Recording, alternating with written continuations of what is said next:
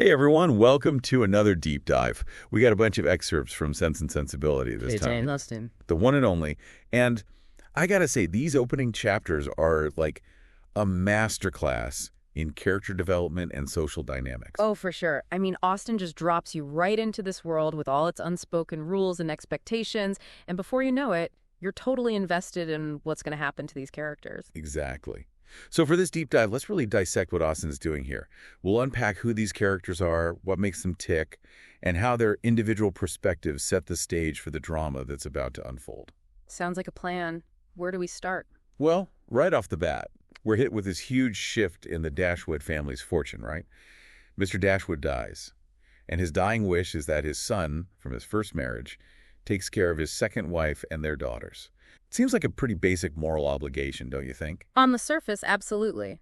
A father's final request, especially like that, carries a lot of weight. But then enters Fanny Dashwood. Ah, yes.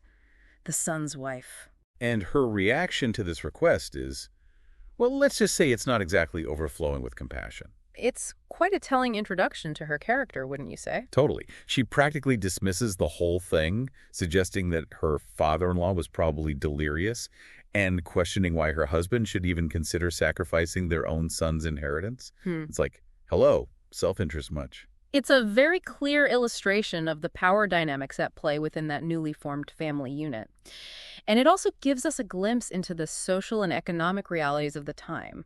I mean, for women especially, securing financial stability for yourself and your children often took precedence over other family obligations. Which, as you say, reveals this kind of undercurrent running beneath the surface of all the polite society stuff. They talk about neighborly acts, but nothing really concrete, nothing to really help Mrs. Dashwood and her daughters. Exactly. So with their financial security basically gone, they're forced to leave Norland, this beautiful estate that was their home. It's got to be heart-wrenching. Absolutely. And they start looking for a new place, a smaller, more affordable one, but still in the same general area. Why do you think they're so set on staying close? I think for Mrs. Dashwood, it's about holding on to that connection to the past, to a happier time. Norland represents her life with her husband, a sense of security. Moving far away would almost be like severing those last ties. It's like she's clinging to familiarity in the face of this massive upheaval. Exactly. And this is where we see the stark contrast between Elinor and Marianne, right? They have completely different approaches to this whole house hunting situation. Yeah, Eleanor's all about practicality. She's thinking long-term, considering their limited income, weighing what they can actually afford. But her mother, well, she's more driven by emotion, this desire to maintain a certain standard of living, even though it might not be realistic. It's that classic sense and sensibility dichotomy Austen's so famous for. Precisely. Elinor represents sense, reason, level-headedness, self-control, which back then, especially for women, was considered very proper and decorous. Then you have Marianne, who embodies sensibility, all about emotions, feeling things deeply, a real passion for beauty and art. It's a fascinating way for Austen to explore those different aspects of the female experience. And they end up choosing Barton Cottage. It's described as comfortable enough, but, and I love this, defective as a cottage. Right, because it's too regular, too symmetrical, the roof is tiled instead of thatched, the shutters aren't painted. So even in this supposedly simple country life, there are all these social expectations about what things should look like. It's brilliant social commentary, really subtle, but so insightful. It's like even the idea of a simple cottage has to conform to a certain aesthetic ideal. And maybe, just maybe, Barton Cottage reflects the Dashwoods' own slightly awkward social position now that their circumstances have changed. But they don't let that stop them. They settle in, start arranging their furniture, their books, and especially Marianne's pianoforte. It shows their resilience, their determination to make a home for themselves and create a sense of normalcy, even though their lives have been completely turned upside down. And speaking of making judgments, let's talk about first impressions. Yeah. Specifically, Marianne's very strong opinions about Edward Ferrars. She doesn't hold back at all, does she? She does not. She finds him lacking in spirit and fire.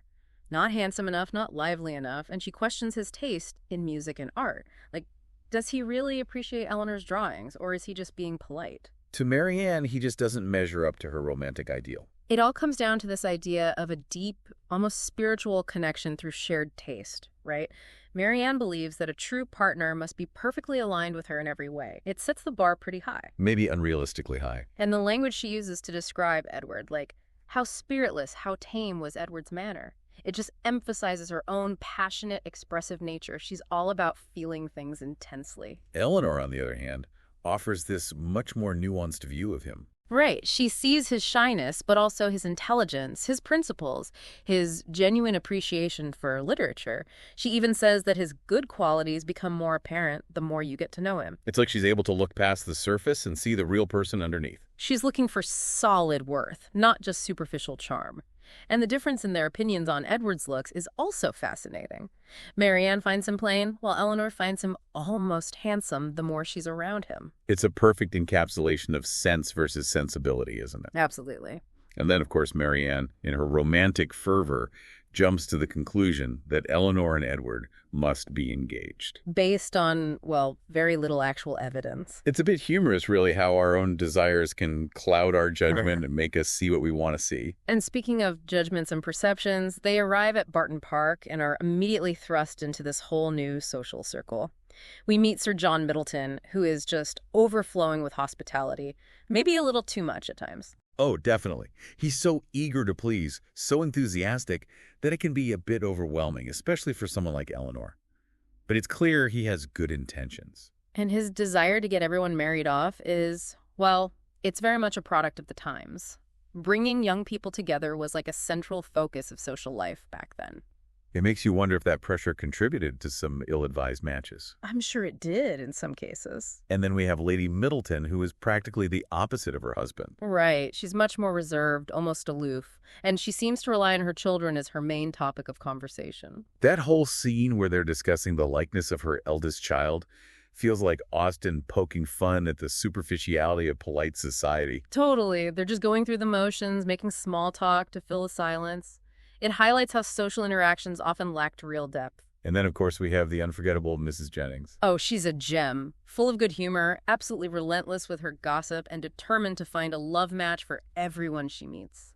Her pronouncements about the Dashwood sisters leaving their hearts in Sussex, and her immediate conviction that Colonel Brandon is head over heels for Marianne, are priceless. Austen often uses characters like Mrs. Jennings for comic relief, to satirize those social conventions and the obsession with marriage. And Marianne's just not having it. She finds Mrs. Jennings' commonplace wit about courtship completely distasteful. Which shows the difference in their views on love.